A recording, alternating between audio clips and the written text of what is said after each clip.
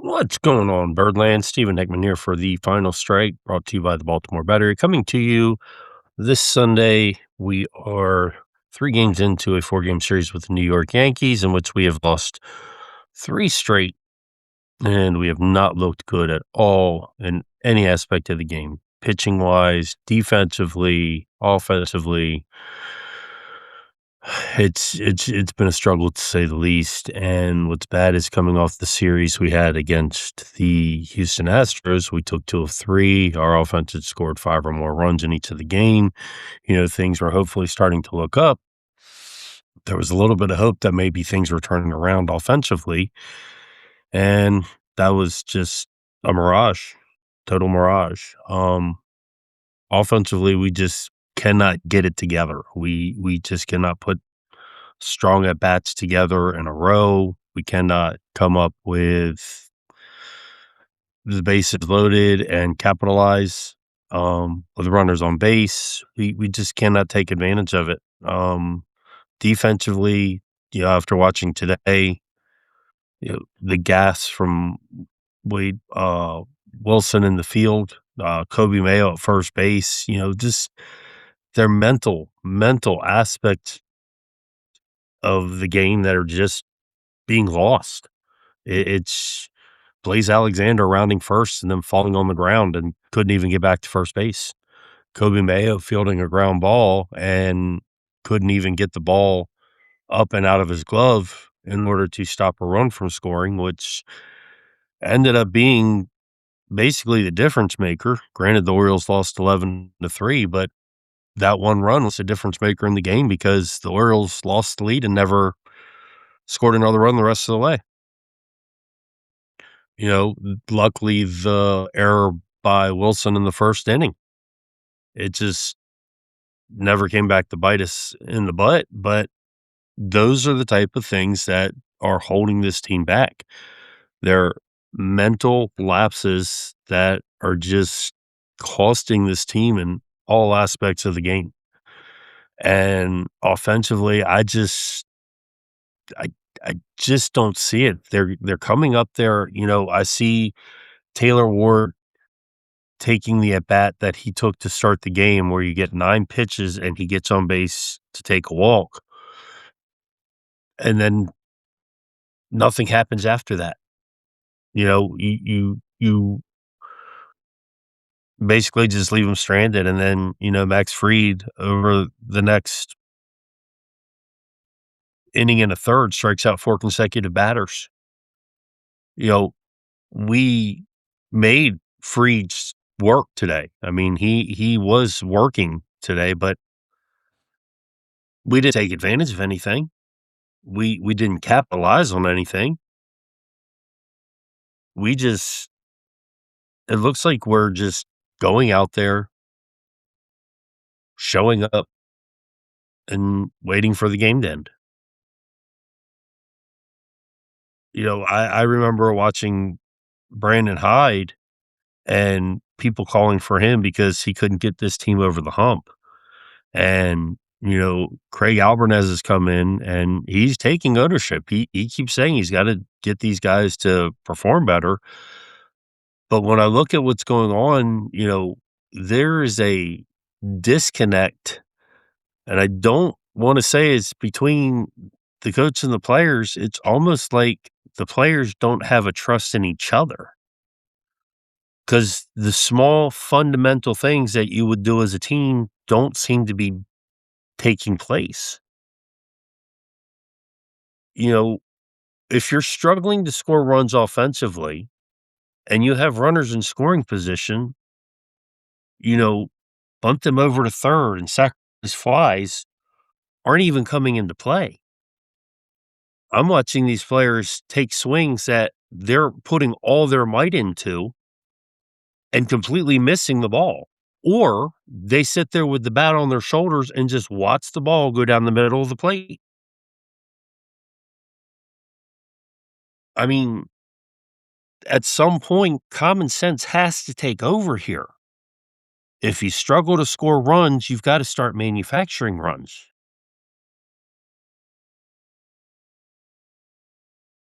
At some point, You go back to the basics.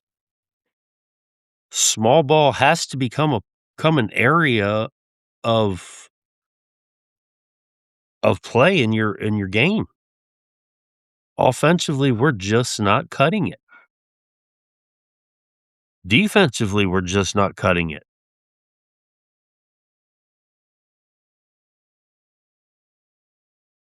We had a young pitcher make his major league debut today. He didn't pitch horribly either. He held his own against a very good lineup. He gave up 2 home runs, but hey, uh,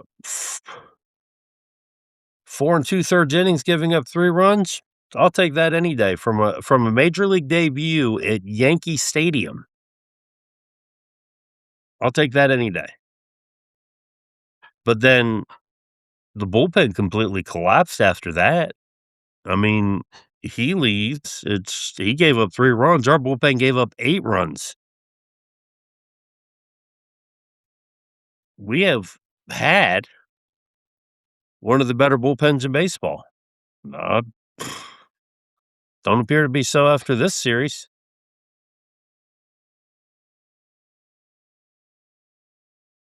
Even Adley Rutschman didn't look good at the dish today, and he's been our best offensive player since he's come back. What's interesting is since he's come back, our offense has actually improved going into the New York series. Our offense had scored 5 or more runs in 6 of the 8 games since he's returned. Ironically, he's been on fire. He's collected 8 hits since his return. He's collected 3 home runs since his return, 12 RBIs, and only struck out once going into this series.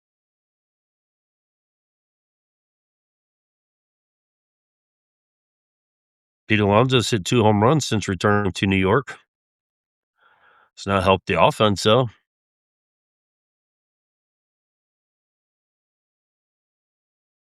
Kyle Bradish can't seem to command his fastball anymore. His walks are way up. Trevor Rogers has come down with a mysterious sickness after he can't get anybody out.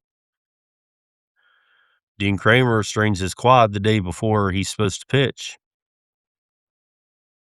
Ryan Helsley comes back off bereavement, and now he has elbow inflammation, dropping like flies. Gunnar Henderson was off today. He needed a much needed day off. He needed a mental and physical reset because he's been struggling. He's been struggling mightily. And there's quite a few players who might need that. Colton Cowser right now might need to go back down to AAA just to get regular playing time and get back his coordination. It might be what's best for him right now at this stage in his career because he just he just can't hit the ball right now.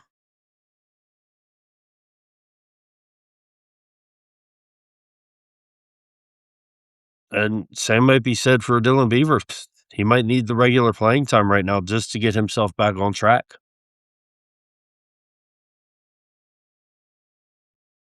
Kobe Mayo, he's making contact. He's not striking out half as much as he used to, which that's a positive, but he had those games where he hit back to back to back home runs, 3 games in a row with home runs, but pretty much been kind of silent since then.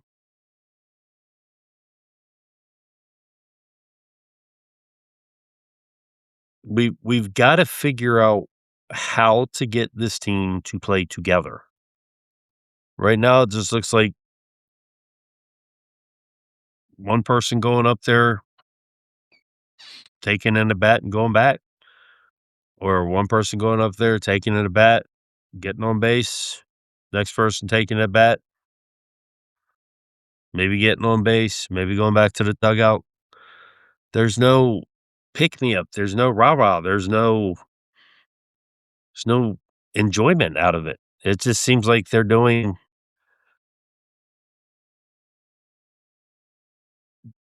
working for themselves. Doesn't seem like they're working as a team. It looks like a lot of individualism, and I hate to say that because it's in the past, we haven't seen it. Most of these guys have been around here long enough that you shouldn't see that, and I don't know. Albie's gotta figure out a way to fix this. This is not good. We're lucky right now to be 4 games under 500, and I've said this 2 weeks ago in the podcast with Nathan from Full Count Chaos. I said that the prior podcast before. We're lucky to be where we're at record-wise because we've played worse than what our record is. My buddy Ivan and me were talking last night, and he was talking about when we were talking about a veteran coach might have been better for this team, but I don't know if a veteran coach might have helped this team at all or not. I don't know if it would have benefited this team in any such way that it would have changed anything right now. We had a strong offseason. Mike Elias had a very strong offseason, and yet I'm seeing people out here saying get rid of Sig and Elias, and I don't see where Elias made bad decisions. This group, we've seen what Gunnar Henderson's capable of. We've seen what Colton Cowser and Adley Rutschman is capable of. We've seen what Dylan Beavers is capable of, Samuel Basallo. We've seen what all these players are capable of. They're just not performing right now for whatever reason that might be. Elias can't make them perform.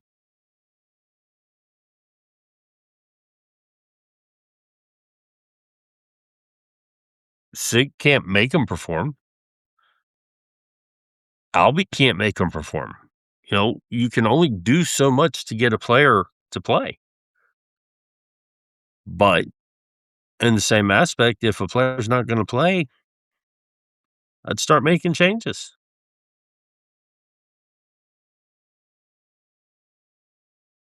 And it's not just one player. Ivan and me were talking, and he's like, Tyler O'Neill, Kobe Mayo, Colton Cowser. And I'm like, but it's not just those 3. Pete Alonso's barely over 200. Gunnar Henderson's right around 200.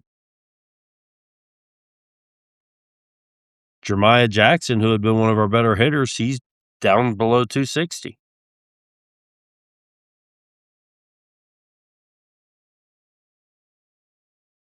Samuel Basallo, he's right around 200. Blaze Alexander, he's below 200.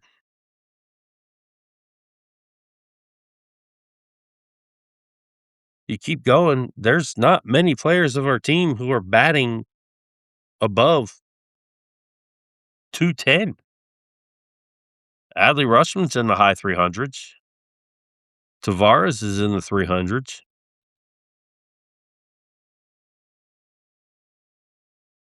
Ward, he's right around 300. Wilson, I can't remember where he's at, but I know he's batting high, but that's because he doesn't play that much. Other than that, most of our players are batting in the low 200s or below.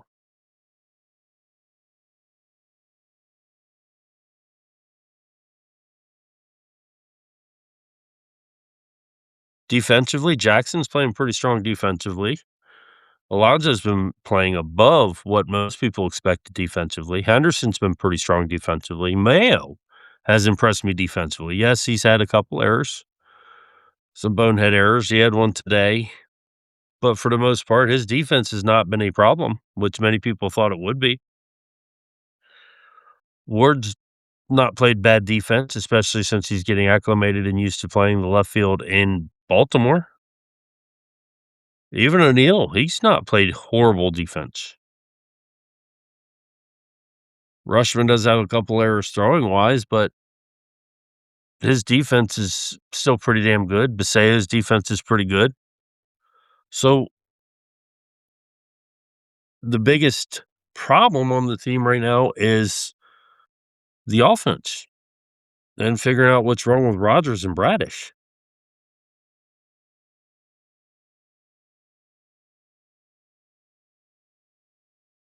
I mean, Bradish, for the most part, coming into his most recent game against the Yankees, he had actually looked semi decent. He had only given up 3 runs over his last 3 games, or yeah, 5 runs over his last 3 games, which isn't bad. The problem with him was he was walking too many people. Um, his fastball, his four seamer is where he's having problems.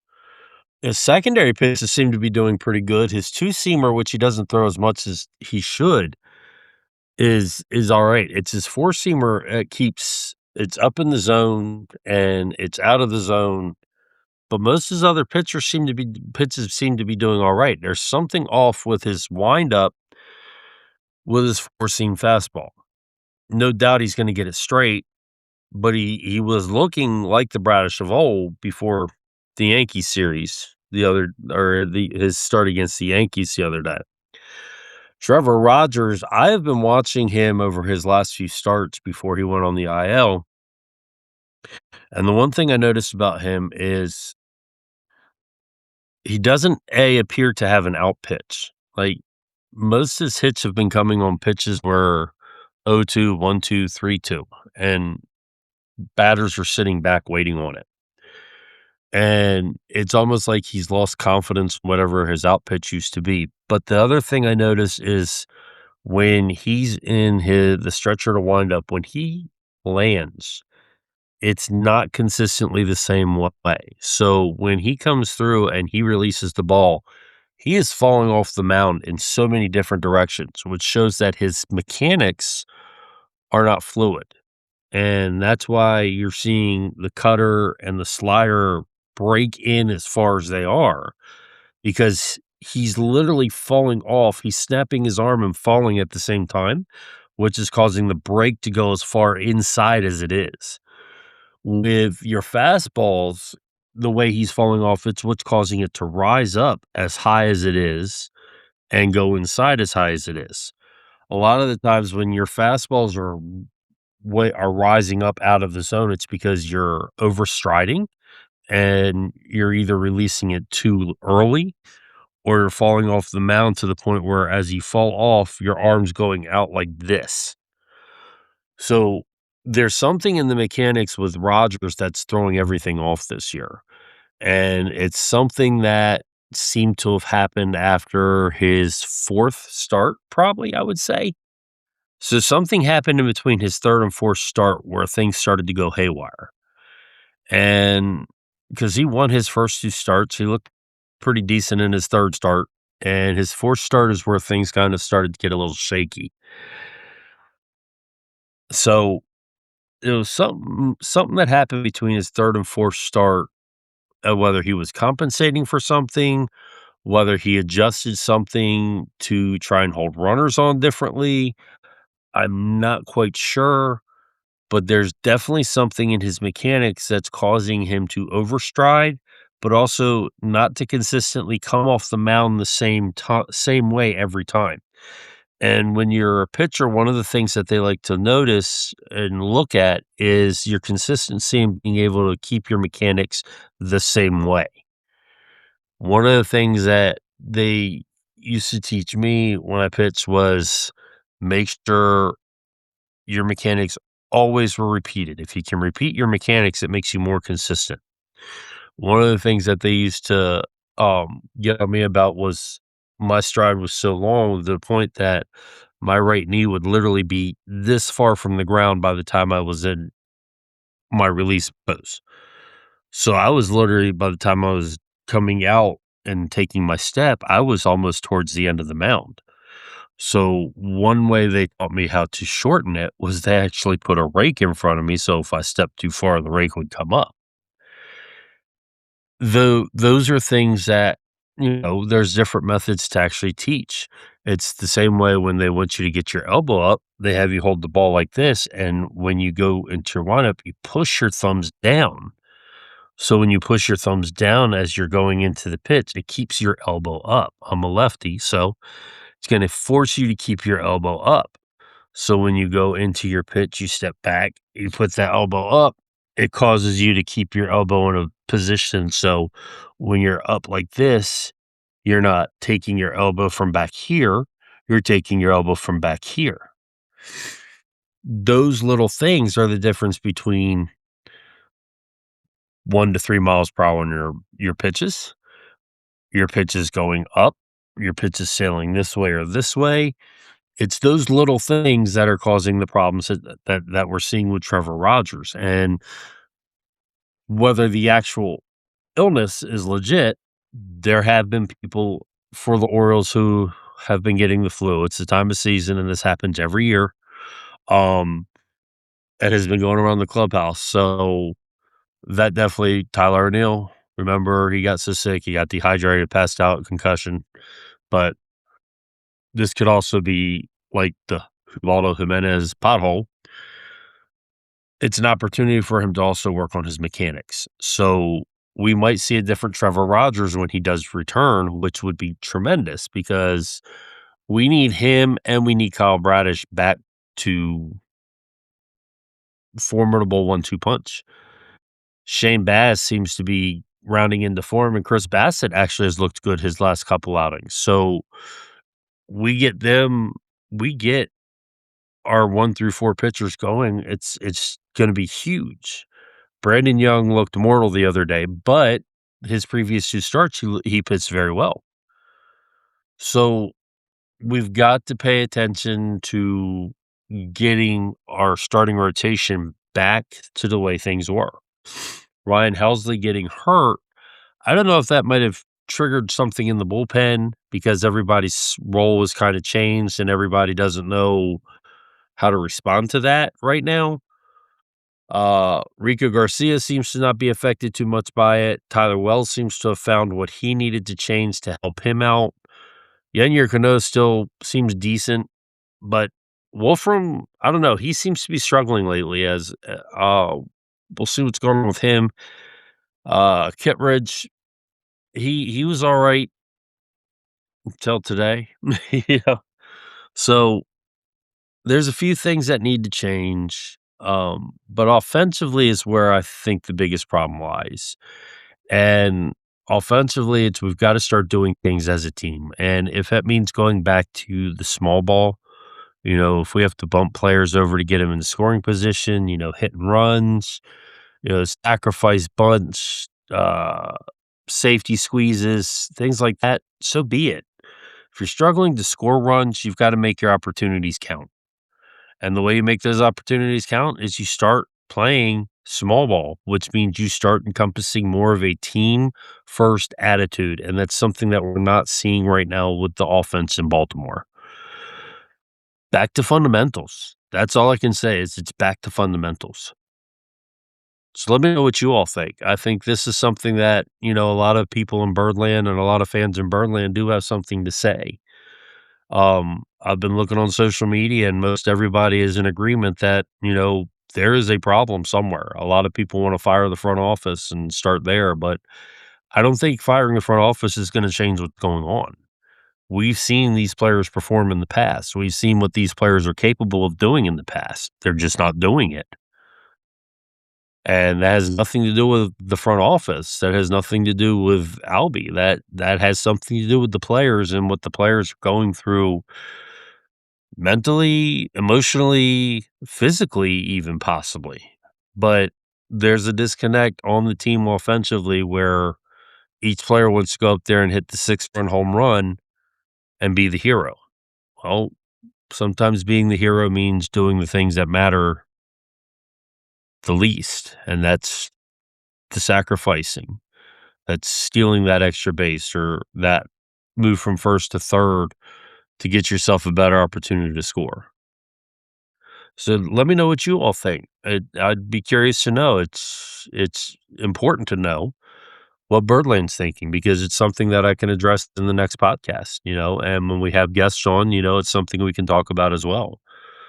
So please let me know what you think. Drop a line. You can always hit me up on X or TikTok or YouTube. at SRJ Heckman. You can hit me up on my email, jheckman@gmail.com.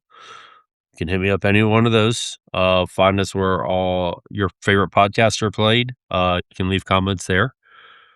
Don't forget to follow the Baltimore Battery at the Be More Battery on X and TikTok. Without them, we wouldn't be here. So thank you for them. It's 4 years and going strong. And also want to give a big shout out to our sponsor, Advanced Mobility Solutions, formerly Scooters for Rent.